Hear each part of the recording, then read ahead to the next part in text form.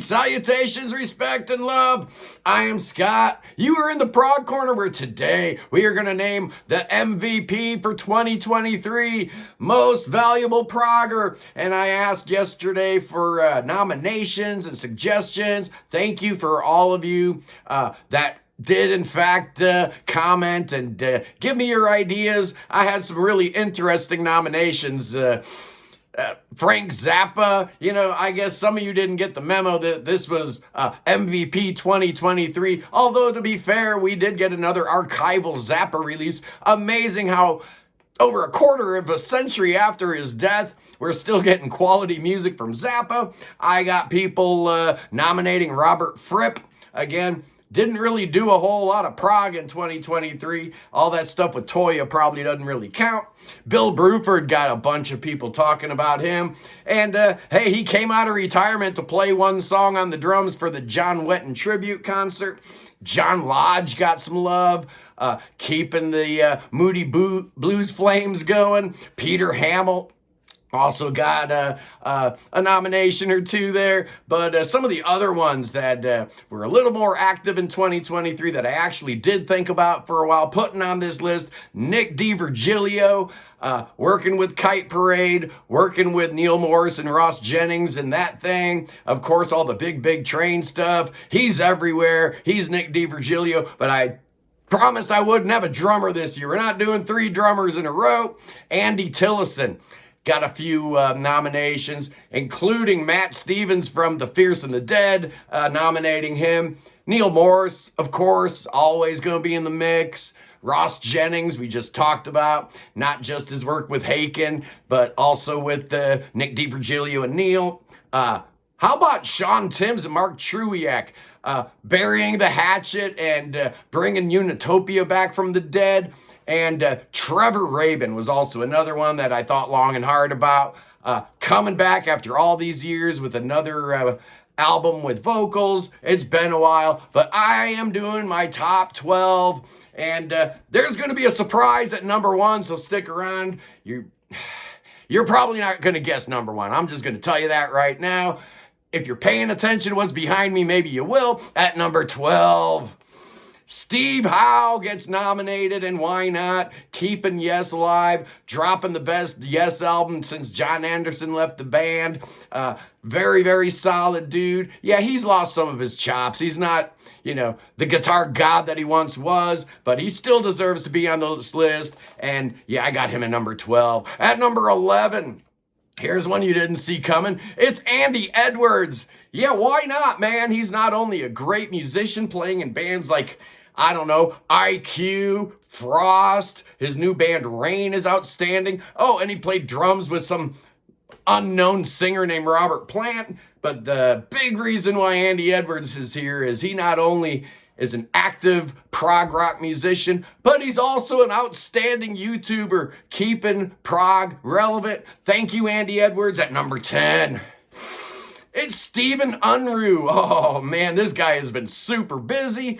He dropped a new album with his band Resistor. He was on the new Southern Empire album. He was on the new, what else was he on? Unitopia. He was on United Progressive Fraternity. He was on 2 Samurai of Prog albums this year. Stephen Unre has been a busy guy. I love him. He's outstanding. At number 9, it's Mariusz Duda getting a nod here. The great Polish singer / bass player from Riverside. His solo work, Lunatic Soul. The new Riverside album that dropped this year is outstanding. I love Mariusz Duda. Very serious dude. Very seriously talented dude. At number 8, it's Ian Anderson. Yeah, keeping Jethro Tull going, even though Martin Barr claims it's not Jethro Tull without him. And, he's not 100% wrong, but the last 2 Jethro Tull albums were not bad at all, man. I like Zealot Gene. I like Rock Flute. I think they're great. Ian Anderson, yeah, legacy dude getting the nod here. And at number 7, let's go with a more contemporary artist. And I am going with Andres Greenstrom on Prestmo. If you don't know who that is, it's the dude that sings for Wobbler and the leader of the great Chronicles of Father Robin. What a great year Unre's had with the Chronicles of Father Robin, finally seeing the light of day after 30 years of a gestation period. And one of my favorite singers. I just absolutely love his voice. I contend that he could probably sing anything and I'd like it. He's that good. At number 6. Carl Palmer, man. Yeah, absolutely. Again, keeping Emerson, Lake and Palmer going with his band and the projections of Keith and Greg in the background. But when you've got Paul Blotowitz in your band, man, you're doing something right. And I'm just really, really happy that Carl Palmer is still doing it, still getting out there, making it happen, making sure people do not forget about the great Emerson, Lake and Palmer at number 5. It's Roger Waters, yeah,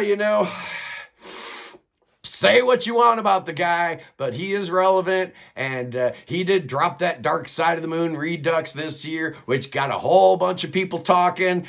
He's always in the news for his political views and whatnot, but how can you ignore the impact of Roger Waters? He's absolutely one of the leading lights of the prog genre. I love the guy, but I could do without some of his politics, but hey, that's just a personal preference.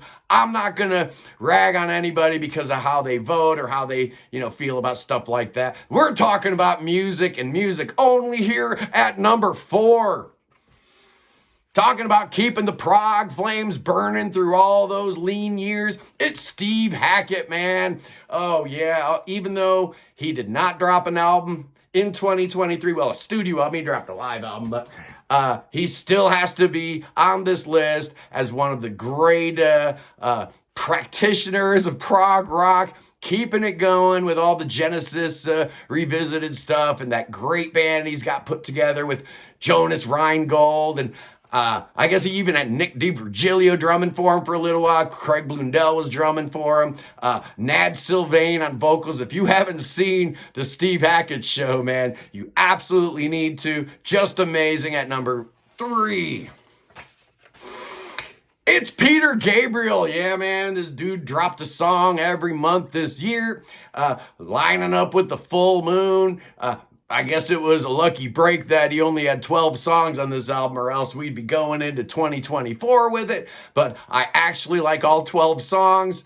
I really do like the new album. It's just really surprising that a guy this late in his career could actually have an album this solid, this strong. I.O. is really, really good, and Peter Gabriel has to be on the list, but he's not at number 1 or 2. Who's at number 2? Well, this individual was going to be my number 1 up until this morning when somebody nominated somebody else, and I hadn't even thought about that person, and the more I thought about it, the more I realized Steven Wilson's number 2, man. He was going to be number 1, and why not?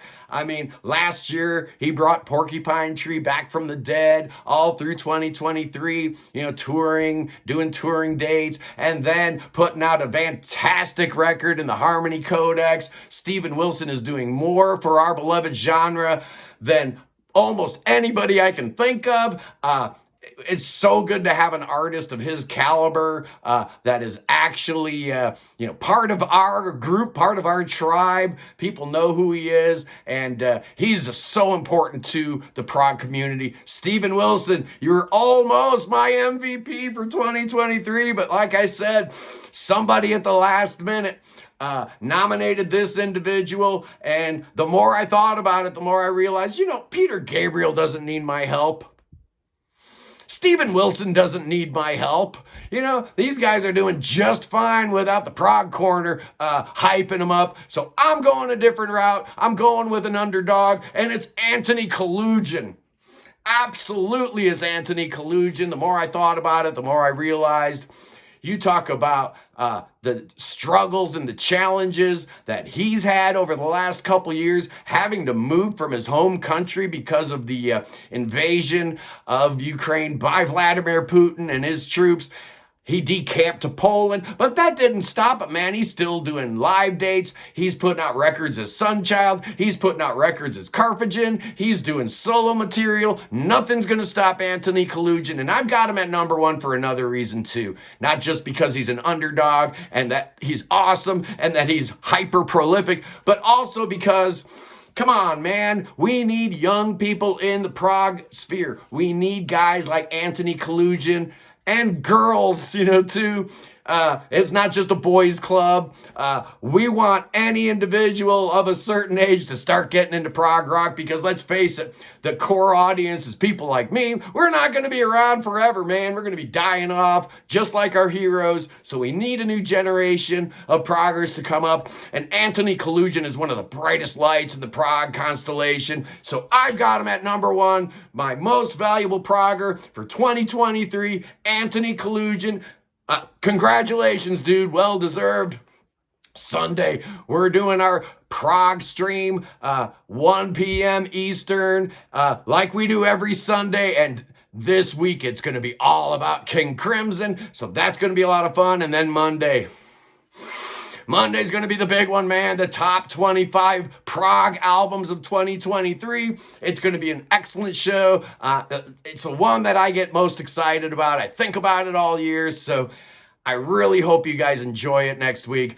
Anyway, I am Scott. I love you guys. Peace in the Middle East. Free Tibet. And God save King Charles III. Save that son of a gun. That sucker could use your saving. Save him. Save King Chucky. Save King Chucky right now. Save him. He needs your saving right now. Peace. I'll see you Sunday.